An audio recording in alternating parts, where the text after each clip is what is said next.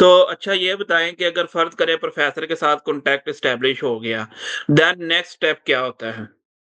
Professor के साथ contact आप 2 तरह से एस्टेब्लिश कर सकते हैं, या तो आपने आरटीपी की स्कॉलरशिप आई हुई है, जैसे फॉर एग्ज़ाम्पल अगस्त के अंदर एक राउंड ओपन हो रहा है यूनिवर्सिटीज़ का आरटीपी का स्कॉलरशिप का, और आप प्रोफ़ेसर को 2 से 3 महीने पहले आपने उसको अप्रोच करना है। ये नहीं हो कि अगर अगस्त में डेडलाइन है, तो आप जो है उसको अप्रोच कर रहे हैं अगस्त के शुरू में। उस टाइम सारे प्रोफ़ेसर बुक हो चुके होते हैं। वो मैं आपको बताऊँगा बाद में कि आप प्रोफ़ेसर को ढूँढने का क्या तरीका है। लेकिन सबसे पहले ये होता है कि अगर आपने प्रोफ़ेसर ढूँढ लिया है कि उस और उसको 2 तरीके हैं जैसे मैं आपको बता रहा था। पहला ये है कि आपने स्कॉलरशिप ढूँढ ली है, आपने उसके अंदर अप्लाई करना है, आपको सिर्फ़ प्रोफ़ेसर का कंसेंट चाहिए कि मैं भी आप मुझे कंसेंट दे दें कि आपके पास फ्री स्पेस है, मैं अप्लाई कर दूँ। नंबर 2, आप प्रोफ़ेसर को अप्रोच करें कि मुझे आपकी रिसर्च में इंटरेस्ट है और आपके पास क्या फंडिंग है। अगर उनके पास फंडिंग होगी तो वो आपको अप्लाई भी नहीं कराएँगे उसके अंदर आरटीपी के अंदर। या कई दफ़ा ऐसा होता है कि प्रोफ़ेसर कह देते हैं आप उसमें अप्लाई कर दो, अगर तो मिलती है ठीक है, अदरवाइज़ मेरे पास अपनी फंडिंग भी है, तो हम तुम्हें अपने पास बुला लूँगा या बुला लूँगी, इस तरह से भी होता है। तो ये दोनों तरह से आप दोनों स्टेप चल सकते हैं आगे आपके। अच्छा, तो मेरा क्वेश्चन ये मसलन आपने प्रोफ़ेसर ने कह दी है ये चीज़ें, उसके बाद नेक्स्ट स्टेप क्या है? एप्लीकेशन पोर्टल पे एप्लीकेशन फ़िल करनी है हाँ, या हाँ। रिसर्च प्रपोज़ल बनाना है या एसओपी तैयार करनी है? इस हवाले से बता दें। अच्छा, अच्छा, इसमें ये होता है कि अगर आपको प्रोफ़ेसर ने एक्सेप्टेंस दे दी है ना, फिर आपको वो कहती है या कहता है कि रिसर्च प्रपोज़ल लिखो। और वो रिसर्च प्रपोज़ल कोई इतना ज़्यादा नहीं होता है, जस्ट अ फ़ॉर्मेलिटी होती है, क्योंकि यू माइट नो दैट कि ऑस्ट्रेलिया के अंदर जब आप पीएचडी के लिए आते हैं, तो आपको फर्स्ट 6 मंथ के अंदर डिटेल्ड रिसर्च प्रपोज़ल लिखना पड़ता है अपना। जी। तो वो एक फ़ॉर्मेलिटी होती है, वो 2 से 3 पेजेज़ का प्रपोज़ल होता है कि आप क्या करना चाहते हैं, जस्ट नीड योर अटेंशन, मतलब 2000 वर्ड्स कह लें आप। वो आप लिखते हैं, वो अपने प्रोफ़ेसर को भेजते हैं कि भई ये हो गया मेरा, then you can apply for application portal. अब एप्लीकेशन पोर्टल के अंदर भी कुछ यूनिवर्सिटीज़ के अंदर एसओपी चाहिए होती है, कुछ के अंदर एसओपी नहीं चाहिए होती, ठीक है? तो ये सारा मामला जो प्रोसेस चल रहा होता है, जो डॉक्यूमेंट्स चाहिए होते हैं, वो ज़्यादा ज़रूरी होते हैं, आइट्स, एसओपी और रिसर्च प्रपोज़ल, और आपकी एक सीवी अच्छी होनी चाहिए। हुँ, हुँ। ये सारी चीज़ें जो है ना, ये मैटर में इकट्ठे होने चाहिए, क्योंकि जब आप एप्लीकेशन पुट करना शुरू करते हैं ना, तो आपको फॉर्म्स मिलते हैं, बार-बार आपने चीज़ें पुट करनी होती हैं बार-बार, तो अगर आपकी चीज़ें सारी हैंडी होंगी, तो और आसान हो जाएगा काम करना।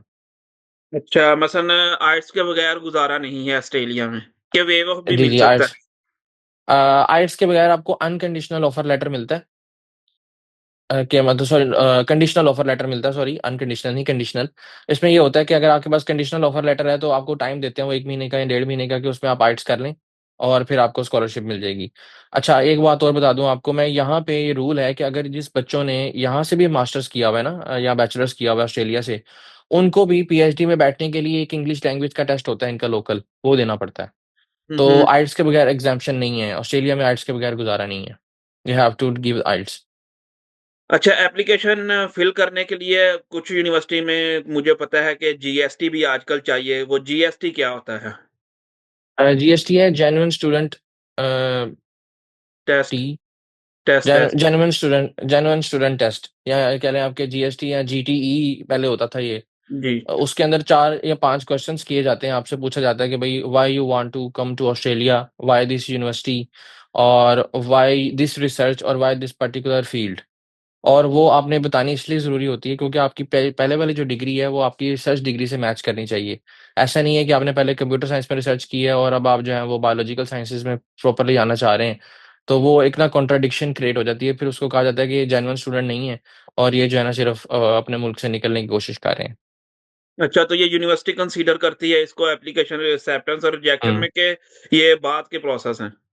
ये कुछ यूनिवर्सिटीज़ पहले माँग लेती हैं आपसे, और जैसे मेरी यूनिवर्सिटी ने मुझसे नहीं माँगा था, लेकिन यूनिवर्सिटी ऑफ सिडनी ने मुझसे माँगा था जीटी का जो जीएसटी था। अब ये मोस्टली चाहिए होता है वीज़ा की एप्लीकेशन के लिए, हुँ, और हुँ। वीज़ा की एप्लीकेशन में ये 4 क्वेश्चन्स होते हैं, आपने उसका आंसर्स उनको पोर्टल में देना होता है उस फॉर्म के अंदर। अच्छा अगर प्रोफ़ेसर ने हमें एक्सेप्टेंस दी है आरटीपी के लिए जैसे आपने बताया, हमने रिसर्च प्रपोज़ल भी बना लिया और हमने सारी एप्लीकेशन फ़िल कर दी, तो आपके मुताबिक सबसे इम्पोर्टेंट क्राइटेरिया यूनिवर्सिटी किस चीज़ को रख के एप्लीकेशन को मसलन अपर करती है और लोअर करती है? इसके बारे में हुँ, कुछ हुँ। स्टूडेंट्स को बताएँ ताकि एप्लीकेशन फ़िल करते वक़्त वो ध्यान रखें। सबसे जो ज़रूरी चीज़ है ना अमर भाई, वो है आपकी एप्लीकेशन के अंदर आपकी सीवी, हुँ, जो हुँ। पहला इंप्रेशन होता है आपको। सीवी आपकी फॉर्मेटेड होनी चाहिए, वो ऐसा नहीं है कि आप सीवी एक ही सीवी आपने बनाई हुई है और वो हर जगह आपने भेजी हुई है और सीवी का कोई फॉर्मेट नहीं है। मतलब हेडिंग्स बोल्ड होनी चाहिए, प्रॉपर्ली ओरिएंट होनी चाहिए, ताकि आप किसी भी देखें तो आपको पता लगे ये एक्सपीरियंस है, ये पब्लिकेशंस हैं और ये सारी चीज़ें हैं, पहली बात। नंबर सेकंड चीज़ है आपका सीजीपीए, कि आपका सीजीपीए किस पॉइंट पे स्टैंड कर रहा है। और हुँ, थर्ड हुँ। पॉइंट पे आती है आपकी पब्लिकेशंस। और उन सबसे भी ज़्यादा ज़रूरी मुझे एक चीज़ लगती है, और वो है भी आपकी रिसर्च कितनी ओरिएंट है प्रोफ़ेसर के साथ, कितनी इनोवेटिव है रिसर्च आपकी। तो ओके। ये सारी जो चीज़ें हैं ना, ये बड़ी इंपॉर्टेंट रोल प्ले करती हैं आपकी एप्लीकेशन को सिलेक्ट और रिजेक्ट कराने में, क्योंकि आरटीपी बहुत कॉम्पिटिटिव स्कॉलरशिप है, पूरी दुनिया से लोग अप्लाई करते हैं और यूनिवर्सिटी के पास मोस्टली 10 से 20 सीट्स होती हैं मैक्सिमम। जैसे मैंने एएनयू के एक प्रोफ़ेसर से बात किया था, उसने मुझे उस टाइम बताई थी बात कि भई हमारे पास सिर्फ़ 10 सीट्स हैं, हम ज़्यादा ऑफ़र नहीं कर सकते। आरटीपी की सीट्स बहुत कम होती हैं। इसलिए ज़्यादा जो स्टूडेंट्स होते हैं वो आरटीपी को टारगेट तो करते हैं, लेकिन उनकी कोशिश ये होती है कि वो साथ-साथ प्रोजेक्ट स्कॉलरशिप्स में भी अप्लाई करें, ताकि जहाँ से उनकी ताकि चांसेस ज़्यादा हो जाए ना, एक्सेप्टेंस के चांसेस बढ़ जाएँ।